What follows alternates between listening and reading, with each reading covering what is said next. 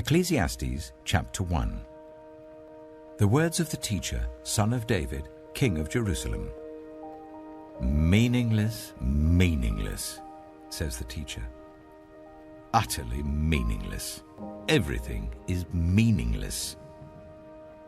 What do people gain from all their labors, in which they toil under the sun?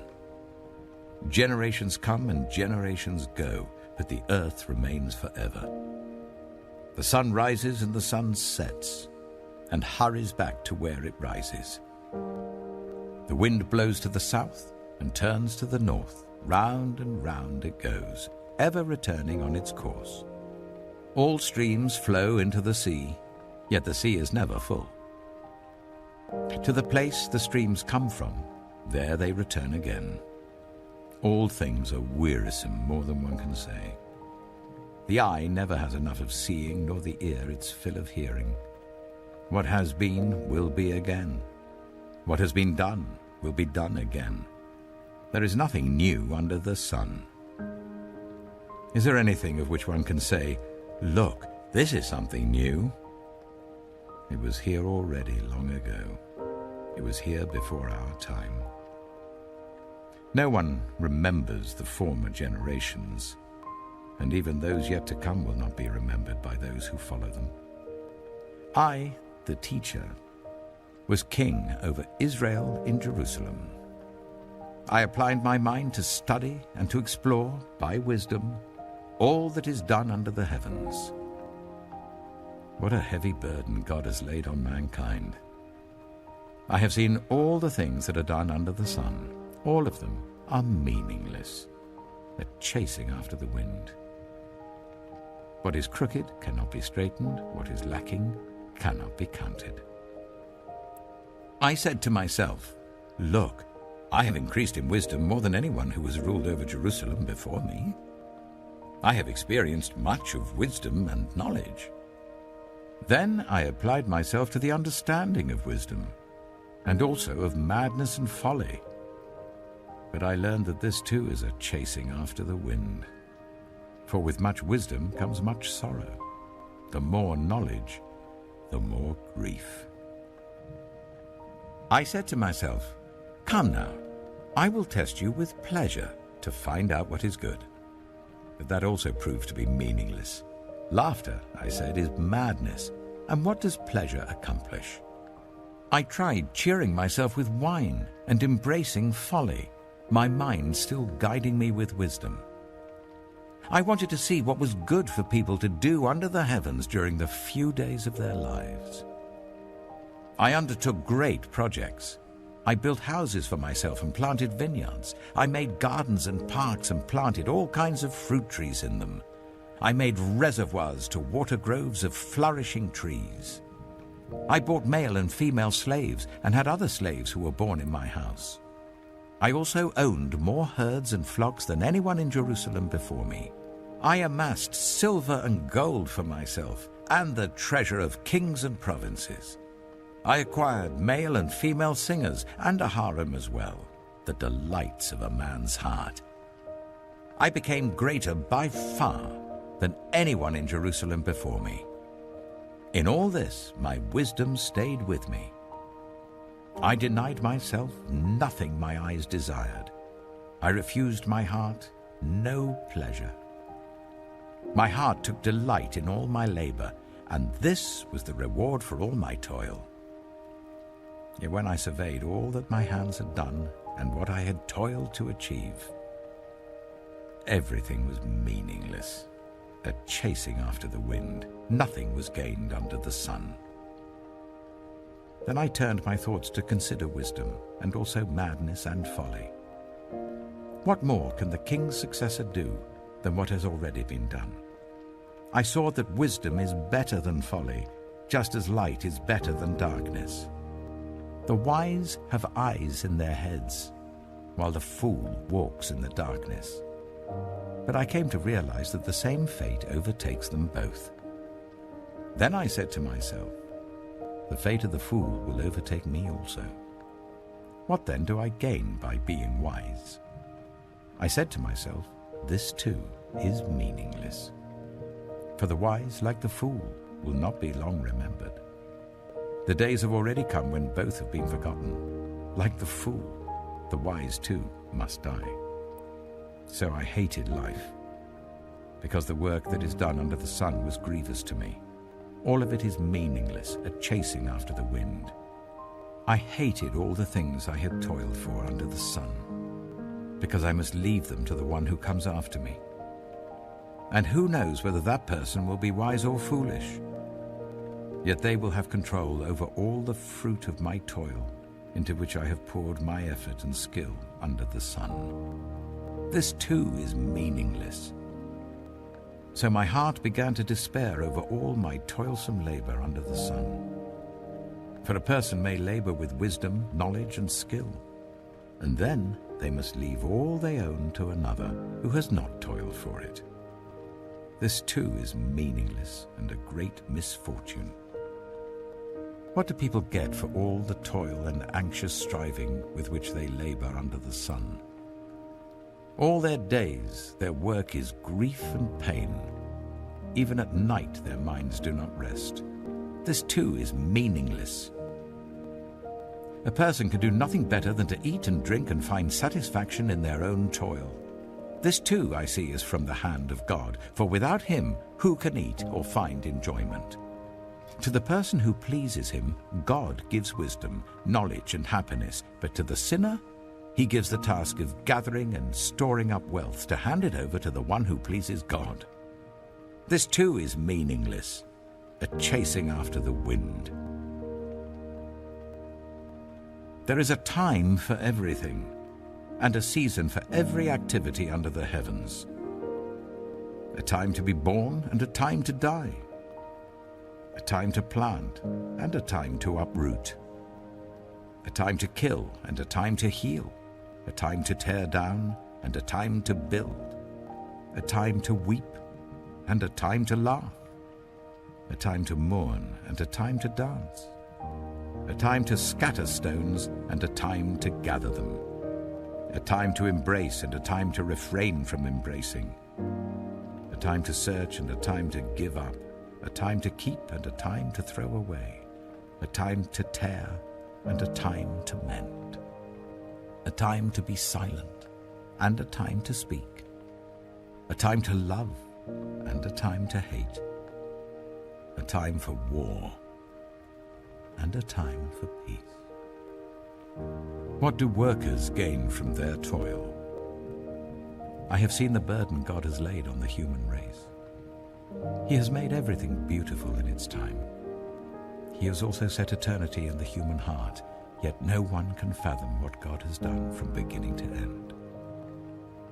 I know that there is nothing better for people than to be happy and to do good while they live, that each of them may eat and drink and find satisfaction in all their toil. This is the gift of God. I know that everything God does will endure forever. Nothing can be added to it and nothing taken from it. God does it so that people will fear him. Whatever is has already been, and whatever will be has been before, and God will call the past to account. And I saw something else under the sun.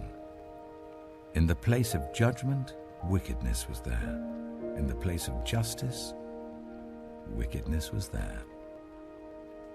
I said to myself, God will bring into judgment both the righteous and the wicked, for there will be a time for every activity, a time to judge every deed. I also said to myself, as for humans, God tests them so that they may see that they are like the animals. Surely the fate of human beings is like that of the animals. The same fate awaits them both. As one dies, so dies the other. All have the same breath. Humans have no advantage over animals. Everything is meaningless. All go to the same place. All come from dust, and to dust all return. Who knows if the human spirit rises upward, and if the spirit of the animal goes down into the earth? So I saw that there is nothing better for a person than to enjoy their work, because that is their lot. For who can bring them to see what will happen after them? The Pharisees and Sadducees came to Jesus and tested him by asking him to show them a sign from heaven. He replied, "When evening comes, you say, 'It will be fair weather, for the sky is red.' And in the morning, 'Today it will be stormy, for the sky is red and overcast.' You know how to interpret the appearance of the sky, but you cannot interpret the signs of the times. A wicked and adulterous generation looks for a sign, but none will be given it except the sign of Jonah." Jesus then left them and went away. When they went across the lake, the disciples forgot to take bread. "Be careful," Jesus said to them. "Be on your guard against the yeast of the Pharisees and Sadducees." They discussed this among themselves and said, "It is because we didn't bring any bread." Aware of their discussion, Jesus asked, "You of little faith, why are you talking among yourselves about having no bread? Do you still not understand? Don't you remember the 5 loaves for the 5,000, and how many basketfuls you gathered? Or the 7 loaves for the 4,000, and how many basketfuls you gathered? How is it you don't understand that I was not talking to you about bread? But be on your guard against the yeast of the Pharisees and Sadducees." Then they understood that he was not telling them to guard against the yeast used in bread, but against the teaching of the Pharisees and Sadducees. When Jesus came to the region of Caesarea Philippi, he asked his disciples, "Who do people say the Son of Man is?" They replied, "Some say John the Baptist, others say Elijah, and still others Jeremiah or one of the prophets." "But what about you?" he asked. "Who do you say I am?" Simon Peter answered, "You are the Messiah, the Son of the living God." Jesus replied, "Blessed are you, Simon, son of Jonah, for this was not revealed to you by flesh and blood, but by my Father in heaven. And I tell you that you are Peter, and on this rock I will build my church, and the gates of Hades will not overcome it. I will give you the keys of the kingdom of heaven. Whatever you bind on earth will be bound in heaven, and whatever you loose on earth will be loosed in heaven." Then he ordered his disciples not to tell anyone that he was the Messiah. From that time on, Jesus began to explain to his disciples that he must go to Jerusalem and suffer many things at the hands of the elders, the chief priests, and the teachers of the law, and that he must be killed, and on the 3rd day be raised to life.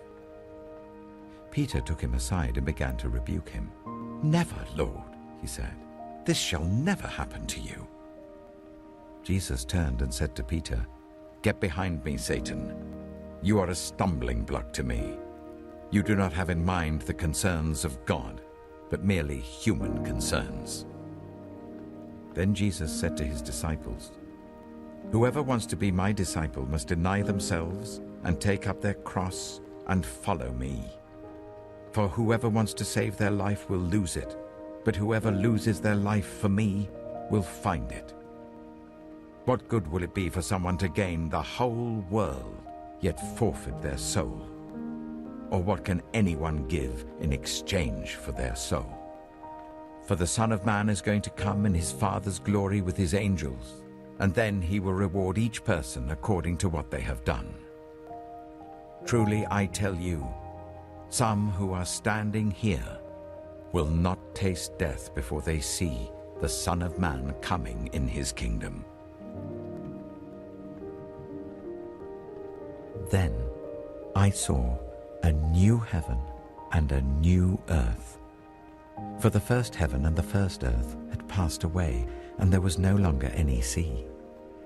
I saw the holy city, the new Jerusalem, coming down out of heaven from God, prepared as a bride beautifully dressed for her husband. And I heard a loud voice from the throne saying, "Look, God's dwelling place is now among the people, and he will dwell with them. They will be his people, and God himself will be with them and be their God. He will wipe every tear from their eyes. There will be no more death, or mourning, or crying, or pain, for the old order of things has passed away. He who was seated on the throne said, I am making everything new. Then he said, Write this down, for these words are trustworthy and true. He said to me, It is done. I am the Alpha and the Omega, the beginning and the end. To the thirsty I will give water without cost from the spring of the water of life. Those who are victorious will inherit all this, and I will be their God, and they will be my children. But the cowardly, the unbelieving, the vile, the murderers, the sexually immoral, those who practice magic arts, the idolaters, and all liars, they will be consigned to the fiery lake of burning sulfur. This is the second death. One of the 7 angels, who had the 7 bowls, full of the 7 last plagues, came and said to me, Come, I will show you the bride, the wife of the Lamb. And he carried me away in the Spirit to a mountain great and high, and showed me the holy city, Jerusalem, coming down out of heaven from God. It shone with the glory of God, and its brilliance was like that of a very precious jewel, like a jasper, clear as crystal. It had a great high wall with 12 gates, and with 12 angels at the gates. On the gates were written the names of the 12 tribes of Israel. There were 3 gates on the east, 3 on the north, 3 on the south, and 3 on the west. The wall of the city had 12 foundations, and on them were the names of the 12 apostles of the Lamb. The angel who talked with me had a measuring rod of gold to measure the city, its gates, and its walls. The city was laid out like a square, as long as it was wide. He measured the city with the rod and found it to be 12,000 stadia in length, and as wide and high as it is long. The angel measured the wall using human measurement, and it was 144 cubits thick. The wall was made of jasper, and the city of pure gold, as pure as glass. The foundations of the city walls were decorated with every kind of precious stone. The first foundation was jasper, the second sapphire, the third agate, the fourth emerald, the fifth onyx, the 6th ruby, the 7th chrysolite, the 8th beryl, the 9th topaz, the 10th turquoise, the 11th jacinth, and the 12th amethyst. The 12 gates were 12 pearls, each gate made of a single pearl. The great street of the city was of gold, as pure as transparent glass. I did not see a temple in the city, because the Lord God Almighty and the Lamb are its temple. The city does not need the sun or the moon to shine on it, for the glory of God gives it light, and the Lamb is its lamp. The nations will walk by its light, and the kings of the earth will bring their splendor into it. On no day will its gates ever be shut, for there will be no night there. The glory and honor of the nations will be brought into it. Nothing impure will ever enter it, nor will anyone who does what is shameful or deceitful, but only those whose names are written in the Lamb's book of life.